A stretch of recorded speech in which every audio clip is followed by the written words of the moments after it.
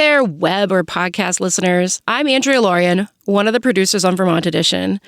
And I wanted to let you know that what you're about to listen to has been edited for clarity and brevity. Short and sweet, right to the good stuff. Thank you. Vermont's retail cannabis industry is well into its second year, and medical cannabis is entering its second decade. It's all pretty big business. In the first 6 months of the retail cannabis marketplace, the tax revenue for the state was already outpacing that of liquor and wine. At least 4 towns are voting today, on town meeting day, on authorizing local retail sales of cannabis. More than 70 Vermont towns and cities already do. Now, for the rest of the hour today, we're going to take a look at Vermont's cannabis industry and some changes that could be coming down the pike. Joining me today is the chair of Vermont's Cannabis Control Board, which governs the industry here, James Pepper. Welcome back to the program. Thanks, Michaela. I mean, honestly, I'm just glad to have someone to talk cannabis policy with. You know, my friends and family generally run the other way whenever I start talking about this.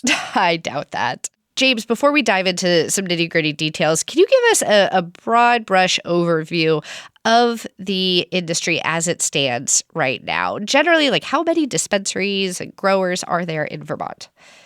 Sure. We have issued 570 licenses of various types. The vast majority, 400 of those, are for cultivators. Interestingly, 76% of our cultivators are these tier 1 small cultivators that are using 1,000 square feet of growing space or less. So that's a very important kind of aspect to the craft market that we've helped develop in Vermont. I think we have 75 retailers, and then the rest of those licensees are of various types between the kind of wholesalers, manufacturers, and testing facilities. And with over 3/4 of licensed cultivators in the state being in that smallest tier of growers, is supply meeting demand? As it stands right now, I mean, essentially 60% of our cultivators are outdoor, which leads to a very a specific market dynamic where everyone's harvesting at the same time. And that's, usually around November, and then they're preparing their products and they kind of come onto the market around December. And we're in that point right now where there is incredible market saturation of products. This is a predictable dynamic of the market. What we don't know quite yet, and we'll get a better picture of, in the summer and fall, is how that supply of outdoor cannabis is going to last for the rest of the year until the next harvest. So I think as of right now, supply is exceeding demand, but that dynamic will shift as kind of more tourists come to the state and as that oversupplied glut moves through the market. Well, we have a call already from Lisa in Burlington. Let's go to them next. Lisa, you're on the air. Go ahead. Okay, thanks. So your guest, what the industry's position is around any kind of legislation for driving under the influence of marijuana. I have some big concerns about that, as personally I have been hit by no fewer than 4 stone drivers in the 10 years that I've lived in Vermont. And I'll take the question off the air. Thanks. All right. Thank you so much, Lisa, for that question. James Pepper, what is the current legality of driving while stoned? And what are your thoughts on Lisa's concerns? Yes. I mean, this is, of course, one of the fundamental concerns that the governor articulated before he allowed this law to go into effect. I served on the governor's marijuana highway safety subcommittee, and really the law right now says you are DUI if you're impaired to the slightest degree. Now, of course, the detection and enforcement of DUI cannabis is very challenging. A lot of the kind of standard field sobriety tests that were developed were in the alcohol paradigm. And I think that, we heard very early on from law enforcement at the Cannabis Board how cannabis DUI is probably one of the most underreported kind of crimes that occurs, mostly because the prosecution of it is very challenging and very expensive. I don't know if there's any specific legislation to try to deal with that. We do have more DREs, drug recognition experts, per capita than almost any other state, and we graduate new classes of DREs every year. I think that really is the kind of key to solving the DUI cannabis problem. It's not perfect, and I think that this is just going to require kind of an evolution and bring the legislature involved, get the legislature involved as well. Mm. Well, Lisa, thank you so much for your question. We hope you stay safe out there. James, I know that lawmakers right now in Vermont are considering several different proposals to update the laws governing Vermont's cannabis industry. And there's one major bill at the center of it, which would really overhaul how the state's medical cannabis program operates. Can you tell us about what's on the table right now? Yes, the bill is H612, and you're absolutely right. I mean, we try to have a kind of good housekeeping bill that addresses issues that we've noticed over the prior year. But this bill H612 really does feel like it's coming at a watershed moment where we have about 2 years worth of data over how licensees are doing, and it feels like a market reset point right now. So yes, the most important thing that it does is it begins to address some of the existential challenges facing the medical use program. I'll dig into that in just a second, but it also gives the board more discretion to deal with this market saturation, both on the retail side, but also the cultivation side that we had spoken about. And then it also closes some loopholes around intoxicating hemp-derived products. But on the medical side, the medical program serves a very important function. It provides patients that use cannabis therapeutically access to cannabis in a confidential and private sort of way, and that's that confidentiality can come into play for people in regulated professions or that have certain federal health or certain federal benefits. The patient kind of model, the medical model was set up, originally in 2011, and it has not been updated it hasn't been overhauled very, very often since then. And so now when you have adult use coming into play and further kind of accelerating the decline of registered patients, the economies of scales of this kind of model that's existed for, almost 15 years now just don't work anymore. And so really what that means is that the patients that require certain specialty products or services that are only available at medical dispensaries are losing access to those. And so this bill, H612, tries to begin to kind of change the model. It reimagined the medical program in a way that will serve patients.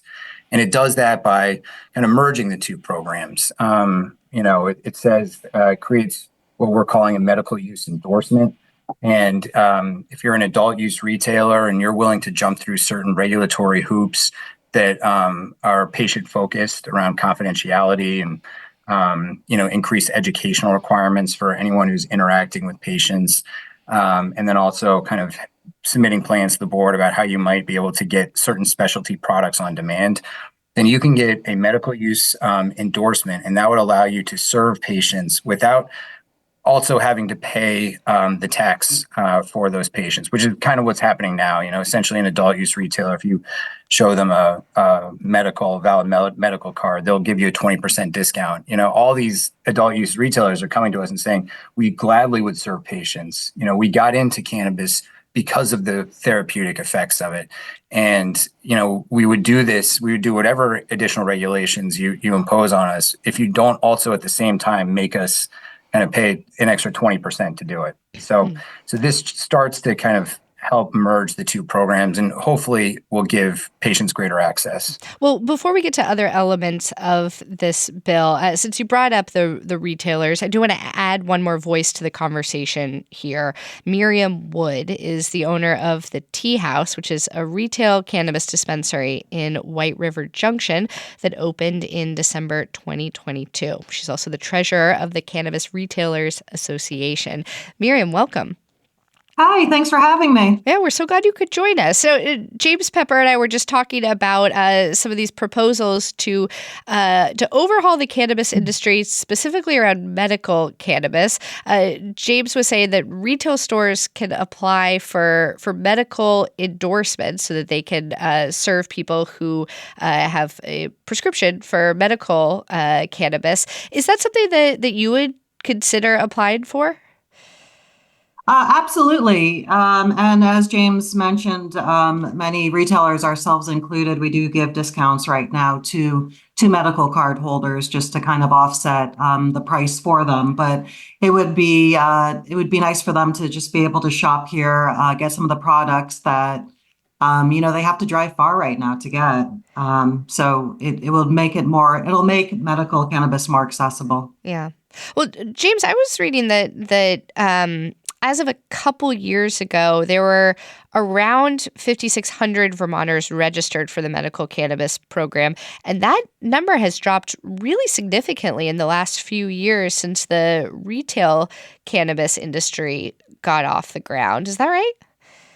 That's right. I mean, it's been cut in half. We have 5,600, in 2018. As of last week, it was 2,800. So, and there really is no end in sight. Who knows how if there is a floor at all to this. I mean, there are benefits to the medical program, and we're trying to make the administrative process of getting and maintaining a medical card a lot easier. But really, there are people that use cannabis therapeutically, that need it therapeutically, and we want to make sure that those people have continued access to the products and services that they've grown accustomed to. So there's no chance right now that the medical program could be shuttered entirely? I think that is a very real possibility, but then you have to think about, okay, well, what about the people that require the confidentiality, that require the products that are prohibited on the adult use in the adult use program? I mean, do you just say that those people are out of luck? That's not really what the board wants to do. And it was actually written into the original law that the board should endeavor to maintain access to the products and services for patients. So we have a kind of responsibility to these patients. And, that's why we came up with this medical use endorsement possibility. And it's sounding like it's getting some traction in the legislature. Oh, Miriam, your store opened up December 2022. Tell us a little bit about how business has been going in White River Junction. Is it what you expected? It is what I expected. I think the general consensus is both from an owner perspective and from the feedback I hear from customers. People really wish this had happened years ago. People are happy and relieved to be able to get good quality cannabis products. It's tested; they feel comfortable buying it. The cultivators in Vermont have just done an exceedingly great job. They're growing some really great cannabis. I'm not a grower myself, but I'm impressed every day with what I see. Especially, in Vermont for the outdoor growers, we don't necessarily have the best weather or the longest season. So I'm really impressed, and I'm really proud to be a part of the industry here in Vermont. Well, Miriam brought up an important point there about the weather and how it affects growers. James Pepper with the Cannabis Control Board, could you give us a bit of an update on how growers are faring now that we're around 9 months out from the July flooding events, which I know affected many of the crops this past year? It did, and and it wasn't just that singular event. It was a very wet summer and fall as well, and that really leads to certain negative outcomes for cannabis, botrytis, and others that really impacted the kind of yields that outdoor cultivators in particular were able to bring in. In a kind of odd sort of way, it also coincided with one of our lowest years for tourism, which is a major driver of sales in the state. So it wasn't, the worst case scenario. But it really is kind of, pushing, putting to the forefront the board's responsibility at managing the supply chain, which is another, key aspect of this bill that's moving right now. I mean, as it stands, we can kind of shut down tiers of cultivation, and we could shut down cultivation to new applicants altogether. The board has been slowly ratcheting down the licenses that are available on the cultivation side. We're down to just 2 of our smallest licenses. What this bill does is it allows us to establish performance benchmarks for cultivators that would either allow them to graduate into a higher tier that would otherwise be closed to new cultivators, so it'll allow for them to expand. But it would also allow the board to constrict a cultivator if they're not hitting certain benchmarks. If, for instance, they're only using half of their allotted canopy and they're selling less than kind of half of the harvest that they produced, then we could ask that cultivator to reapply at a lower tier. So that'll give us a little bit more dynamic control over the supply chain. Well, speaking of that supply chain, Miriam Wood with Tea House in White River Junction, curious what your experiences have been with accessing the supply of products that sell well in your store, or things that other people are coming in and asking you for. Are you able to get what you need? We are, and as James kind of mentioned before, right now there is a little bit of a saturation. So it's difficult because we are turning away quite a few products that has nothing to do with quality or anything like that. Just there just is a saturation right now. When we had first opened last December, that certainly was not the case, and I hope. Things do even out and the saturation does go down. But no, typically we can find what we're looking for. If customers have a specific strain that they like, we try and hunt that out for them and just have as much variety as we can to accommodate everyone and their needs. We have John on the line calling from Montpelier. John, you're on the air. Go ahead. Thank you very much, Michaela.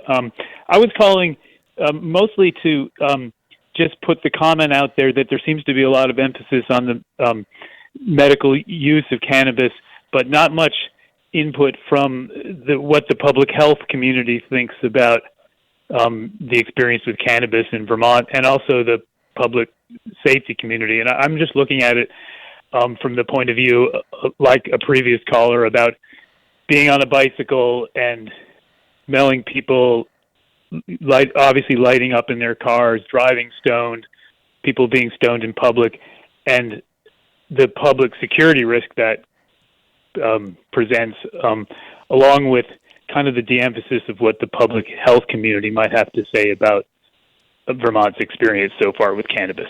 Thanks. Well, thank you, John. And we don't have a public health expert on the show today, but I know James and Miriam, you both know a lot about this topic from slightly different angles. And Miriam, I'm curious to hear from you on this, now that we've had 2 callers bring up some public safety concerns around the use of cannabis, particularly when people are driving. Is that something that comes up, in conversation in your shop or in White River Junction when you tell people what you do? I think it did before we opened. There was definitely concerns. I think people just not knowing, what does a dispensary look like what is it going to do to change our town.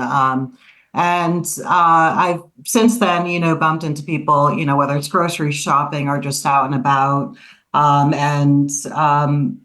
The majority of people that I've kind of looped back around to are like, oh, okay, things are kind of the same as before.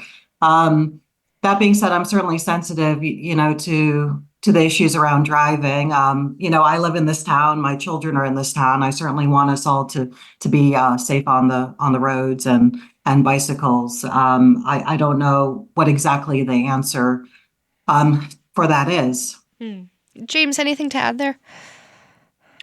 Well, we've been asked many times over the years to look at the idea of, special event licensing that would allow for on-site consumption, which I know it's kind of hard to wrap your head around, to hold these kind of 2 ideas in your head at the same time. But I actually think that this could be one possible solution to the highway safety issues, which is, when's the last time you've been to a concert or any public event where someone's consuming cannabis, or where someone hasn't been consuming cannabis, I should say, and doing it kind of openly, maybe around your family.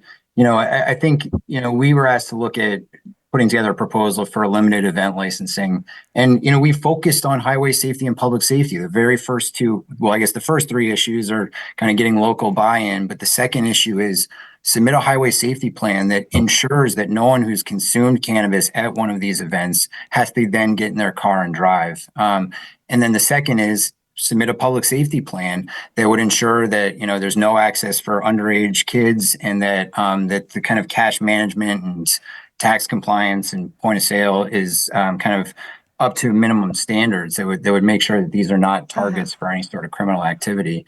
So in Vermont, there's no legal place to consume cannabis if you're not a homeowner. And I think that's why you're seeing people kind of, consuming in their cars and elsewhere. And this might be one possible path to kind of addressing that. Why would people be consuming in their cars if it's only legal to consume in your home? Well, I think, if you're visiting the state and you're staying in a hotel, literally the only place that you are maybe allowed to consume would be in the parking lot in your car. Right? It's just, you can't consume in a public space, and you can't consume anywhere where the kind of clean air laws apply. Is it legal to consume in your car in a parking lot? I mean, not really. You certainly can't drive after the fact, but it's kind of like people are put in that position of trying to decide: do I break the law by consuming openly, or do I break the law by consuming in my hotel room or my Airbnb, which prohibits it, or do I kind of just do it in my car, which is at least a relatively gray area? Now, Miriam, I heard that you're from New Hampshire originally. Did you ever think about opening up a shop there, doing business in a different state? And if not, why Vermont? No, I mean, I grew up in New Hampshire, but Vermont's been my home for close to 20 years now. So I very much consider myself a Vermonter. And so, no, I'm not. And as a woman and a minority as well, I'm curious how you feel Vermont is doing in terms of making sure that its cannabis industry, especially the retail industry, which is still relatively in a nascent phase, is a diverse community. I think it is. I'm impressed by the amount of minorities for Vermont that have gotten involved in the industry. I've connected with a few of them, and I do feel supported by the CCB as a social equity applicant. So I think Vermont has done a really great job on that. And I would further say it's not just for minorities, but the social equity in Vermont also included people that had been incarcerated for cannabis-related offenses or had family members. There's also economic empowerment, which was there to aid women, veterans, the LGBTQ community. And so there's kind of a number of different groups that Vermont has put into helping us social equity applicants, and I think it's really great. Well, if you have questions about that aspect of the cannabis industry, our number is 800-639-2211. We do have a call coming in from Glenn in East Montpelier. Glenn, you're on the air. What's your question or your comment? Oh, yeah. Hi. Yeah. My comment was just that it always seems like the conversation surrounding the cannabis industry, and I don't even like the word the cannabis industry, but it's always about regulation and people being impaired while driving. And I'm honestly more concerned about somebody pulling out of the Burger King and spilling ketchup on their shirt, coming out of the drive-thru and running a red light than, people getting stoned and getting into car crashes. I mean, it's been around. It was just illegal, but people were smoking weed for a long time. And people have been relatively responsible when it came. In fact, that's why it eventually became legalized, because it really isn't this horror. But we get really afraid of it, and we start going down these lines. But it's a fun thing. Parents are responsible. Kids have access if parents are irresponsible, but they'll also have access to guns and alcohol in that home too, probably. So if parents are good, the kids aren't going to get it. If people are responsible, they're not going to drive stoned. I mean, it's not really a thing, and maybe emphasize more of the fun aspects of it, and maybe talk more about how it's benefited, culture at large. That's kind of my comment. Well, Glenn, Thank you so much for your comment. We just got, speaking of culture at large, one of the big cultural issues that I did not think was going to overlap with today's conversation, actually, was the eclipse. But we just got a question from a listener named Kate who asks, has anyone accounted for the big increase in demand that is likely to arise when everyone floods in for the eclipse in April? First, Miriam, is this something you've thought about? We have, and there's actually, I'm excited. There's some products that are coming specifically for the eclipse. Some cultivators and manufacturers have made some great products. So they're not on the shelves yet, but I'm excited. I didn't kind of realize how big this eclipse thing might be, but I'm hearing from multiple people, inside cannabis and outside, just that it'll be a pretty busy few days in Vermont. So we are preparing for that. Yeah, James Pepper with the Cannabis Control Board, is that something you've been talking about as well with your colleagues?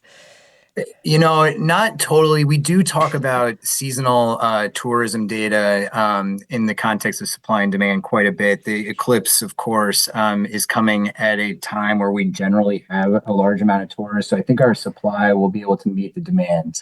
So come to Vermont, try our craft beer, try our craft cannabis, try our craft cheese. Well, James, earlier we were discussing some of the bills around the cannabis industry that legislators in the State House are discussing. Now, I know that there has been some conversation at the state level about changing the THC potency caps that are currently in place for retail customers. One thing I didn't realize, I got this from my colleague, Bob Kinzel. He reported that of the 24 states that have legalized the retail sale of cannabis, just 2 states, Vermont and Connecticut, have implemented potency caps. Are changing these potency caps, is that still on the table? I would say not this year. The legislature has asked the Cannabis Board year after year after year to kind of evaluate the efficacy of these caps and whether they're doing more harm than good. And so we've had to do that. We've engaged experts on this. I would just say that, we're not under some delusion that, high potency products are healthy. And there are certainly plenty of unknowns around the correlations between those products and certain negative health outcomes. But fundamentally, the whole premise behind tax and regulate is that prohibition is not going to decrease the demand for a product. We offer through tax and regulate a choice between the illicit market and a product that has been tested, it's been accurately labeled, and there's an exchange of information at the point of sale with the customer about the effects of it, both positive and negative. Those are the hallmarks of the regulated system. And, they're even more important than ever when it comes to concentrates, which by definition could have concentrated pesticides in them, could have concentrated heavy metals in them. Also, the production of them in a home setting using, volatile solvents that are explosive is really dangerous. When you think about the kind of Department of Fire Safety, looking at bringing up a manufacturer to a commercial building code, that's where the production should be happening. And so we've recommended that those potency caps should be lifted. It just, it's a difficult conversation to have. I think, everyone is a little bit nervous that lifting those caps could kind of further reduce the perception of harm of concentrates or lead to increased usage. And really, the board shares those concerns. We just feel that strict advertising restrictions about them and better education at the point of sale would be the approach that would lead to better outcomes than we're seeing now. Well, Miriam, from the small business perspective, do you feel like you lose out on business to other neighboring states that do allow for higher potency levels than Vermont does? Yeah, we certainly do to the, I would say to the black market and to both Massachusetts and Maine. People, they can get things with higher potency there, and they're willing to make the trip. I kind of agree with what James said, just kind of education and doing it the right way would be best for Vermont. Well, let's take one more call here. We have just a couple minutes left. Jeffrey in Burlington, you're on the air. Go ahead. Hi, everybody. Thanks for taking my call. For the record, this is Jeffrey Piscitello. I am the Executive Director of Vermont Growers Association. So we're the trade association here in the state for cannabis. You guys are talking about a couple different things, so I just want to be brief about consumption and also product saturation. Yeah, we have about a minute. Those two are Jeffrey. actually related. Absolutely. So public consumption is a discussion that's happening in the State House this year, so I'd like to fold that into the conversation and also tie it back to product saturation. Is it saturation or is it a bottleneck with retail opt-in and not having enough access points for the general public to really move product? So that's what I have, and I'll be brief. Thank you. Thank you so much, Jeffrey, for calling in with the Retail Growers Association. James, you brought up two separate points there. If you have a chance to tackle each. Yeah, I mean the opt-in, opt-out provision for retail sales was hotly debated in the legislature. You know, they landed on a town cannot host a retail establishment until its citizens have proactively voted to allow it. The Senate really wanted it to go the other way, and that a town would be presumptively in until their voters voted to exclude cannabis sales. I do think that presumption has led to zones of density that are unnatural, an uneven distribution of retail stores. And if you got rid of that or flipped the presumption, that it would probably lead to a more natural distribution. I'm not sure what the other question though is from Jeffrey, but I know we're also running short on time. Yeah, Jeffrey, we might save that part of the conversation for a bit later. I know we'll return to this very, very soon. I want to end with Miriam Wood in White River Junction. What's one thing that you're kind of excited for your business for the coming year? One thing that could change or that you'd like to see develop? Well, I think this first year, we just kind of hit the ground running. We were unlicensed one day and then we were licensed the next day. And so I think year two is to kind of, just take a step back and, evaluate what we've done that's really well, look at where we can improve and keep going. And James Pepper with the Cannabis Control Board, very briefly, what's the timeline for these bills that the legislature is looking at right now? What should we be keeping an eye on in the next few weeks or months? Yeah, so the bill was favorably voted out of its committee of jurisdiction in the House. It still has to make its way through the Senate. Last year the miscellaneous cannabis bill, just because it touches on so many different policy areas, was actually the third to last bill that was voted out or was voted on the day the session ended. So I don't anticipate this one moving any more quickly, but I do think that at least in its current form, there's a lot of consensus that it's a good bill and that it should get through.